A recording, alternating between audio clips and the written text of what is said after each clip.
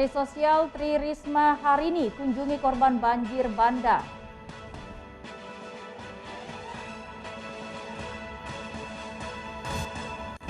Pasca banjir bandang, para pengungsi keluhkan berbagai penyakit.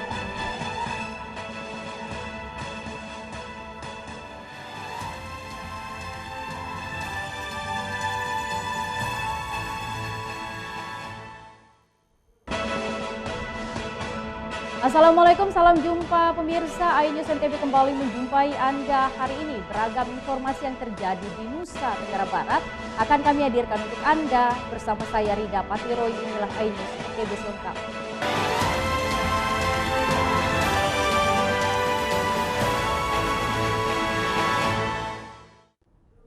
Pemirsa, mengawali perjumpaan kita hari ini, Menteri Sosial Tri Risma hari ini kunjungi korban banjir bandang di Desa Batu Layar, Lombok Barat. Warga korban banjir akan direlokasi terutama yang masih bertahan di rumah dan tenda pengungsian yang berada di bawah perbukitan. Mensos Tri Risma hari ini kunjungi korban banjir bandang di Dusun Batu Layar Utara, Lombok Barat. Didampingi Wakil Gubernur, Bupati, Kapolda NTB, dan Danrem 162 Wirabakti.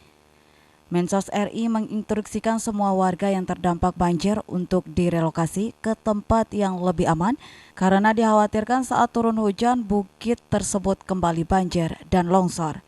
Mensos juga meminta korban banjir tinggal sementara di tenda dan tidak kembali ke rumah. Zona pengungsian yang ada saat ini masih belum aman menurut saya. Karena kita lihat di bukit itu sudah mulai ada longsoran. Nah, kita cari tempat yang lebih aman. Insya Allah di sini tempatnya lebih aman dibandingkan di tempat tadi. Nah, memang jaraknya agak jauh dari perumahan masyarakat yang harus kita pindah. Karena kalau kita lihat dari bukit itu sampai di dekat pengungsian yang ada saat ini itu masih belum aman. Tercatat sebanyak 106 kepala keluarga direncanakan akan direlokasi dari dusun mereka ke tempat yang lebih aman. Dari Lombok Barat, Muzakir, iNews melaporkan. Kita beralih ke informasi lain. Memasuki hari kelima pasca banjir bandang menerjang Lombok Barat, pengungsi yang didominasi anak-anak dan lansia perempuan mengeluhkan terjangkit penyakit kulit, batuk pilek, dan ispa. Banjir yang melanda warga Gunung Sari, Kabupaten Lombok Barat tidak hanya memberi dampak ekonomi, melainkan juga kesehatan. Sejak mengungsi pada Senin lalu, korban banjir anak-anak mulai menderita infeksi saluran pernapasan akut, penyakit kulit, dan batuk pilek. Kondisi tersebut dirasakan akibat dari lingkungan yang sudah tercemar. Pasca banjir, bantuan yang sudah diterima hanya nasi bungkus dan air mineral, sementara kebutuhan mendesak lainnya yang dibutuhkan seperti alas tidur belum mencukupi. Bu, katanya sudah mulai ada yang gatal-gatal batuk. Ada. Oh, gitu. Soalnya anak kecil juga kan malam-malam dingin di sini ya. Iya, dingin. Dia nangis. Anak-anak nangis. Iya. Tapi sudah kan ada tadi. Oh, ada pengobatan. Iya. Dokter dari Rumah Sakit Metro Medika menjelaskan jika pasca banjir ini kebanyakan pengungsi di Kekait menderita sakit gatal-gatal, batuk, dan ispa yang menyerang anak-anak dan lansia. Kebanyakan sih keluhan yang muncul ini berupa kelainan pada kulit atau penyakit kulit ya. Oh, penyakit kemudian kulit. Batuk pilek yang kita temukan di sana. Oh, gitu. Ini berapa persen dari jumlah pengungsi yang mengidap penyakit kulit ini? ya? Ya. Kalau penyakit kulit dari total sih mungkin sekitar 10% 10%. yang kami temukan di sini. Kemudian untuk batuk pilek kebanyakan sih anak-anak. Korban banjir bandang Lombok dihimbau untuk tetap menjaga kesehatan selama di pengungsian karena dikhawatirkan selain penyakit yang dikeluhkan akan terjangkit diare dan muntaber. Dari Lombok Barat, Muzakir, iNews melaporkan.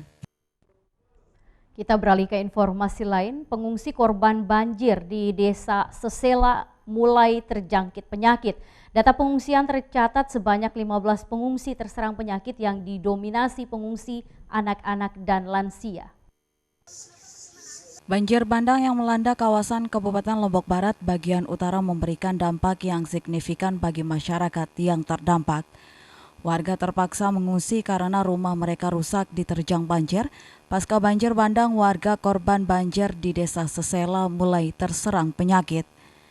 Di Desa Sesela tercatat sebanyak 1.600 warga dengan 400-an kepala keluarga terdampak dan sebagian warga masih berada di pengungsian.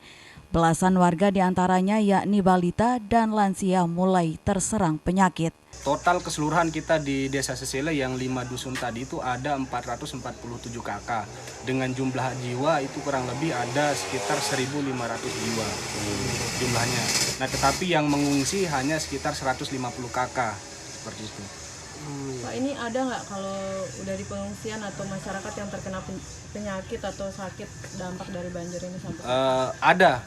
Jadi kondisi kesehatan warga kami sampai saat ini akibat dampak bencana ini, terutama warga kita yang usia bayi balita dan lansia itu banyak yang menderita masuk angin pertama, kemudian yang kedua yang tua-tua itu kesemutan ini. Ya. Kayak kram seperti itulah yang tua-tua. Belasan warga pengungsian yang sakit telah mendapatkan perawatan medis oleh tim kesehatan dari Puskesmas Desa Sesela. Dari Lombok Barat, Vinka Andini, iNews melaporkan. Kita beralih ke informasi lain, korban banjir di Desa Batu Layar Barat Lombok Barat belum mulai masuk sekolah dan masih menempati posko dan tenda pengungsian karena ruang kelas masih tertimbun material lumpur akibat banjir. Inilah salah satu posko dan tenda pengungsian korban banjir yang ada di Desa Batu Layar Barat, Kecamatan Batu Layar, Kabupaten Lombok Barat. Posko dan tenda pengungsian masih dipenuhi pengungsi yang kebanyakan dari kalangan anak-anak usia sekolah dasar. Contohnya Novi dan teman sebayanya menuturkan mulai menempati tempat pengungsian bersama orang tua mereka sejak Senin. Akibat diterjang banjir, keadaan rumah Novi rusak, bahkan seluruh pakaian termasuk seragam sekolahnya terendam banjir. Akibat musibah banjir ini, Novi bersama teman-temannya tidak bisa pergi ke sekolah karena sekolahnya juga terdampak banjir. Sekolah? Sekolah? Tapi nggak masuk hari ini. Kenapa nggak masuk? Nggak ada bajunya? Iya, dia masuk ya kelas. Belum sekolah kan, sekolahannya masih bersihkan. Ya ini kelas 5 sama kelas 1. Kena banjir juga ya? Iya, Baju-bajunya gimana? juga kena banjir. Guru Sekolah Dasar Negeri 4 Batu Layar Barat menjelaskan sekolahnya juga terdampak banjir dan terpaksa meliburkan siswanya karena meja, bangku, dan ruang kelas tertimbun material banjir berupa lumpur. Bagaimana kondisi sekolahnya? Ya begini sebenarnya. Ya. Banjir. Terdampak juga ya? Ya.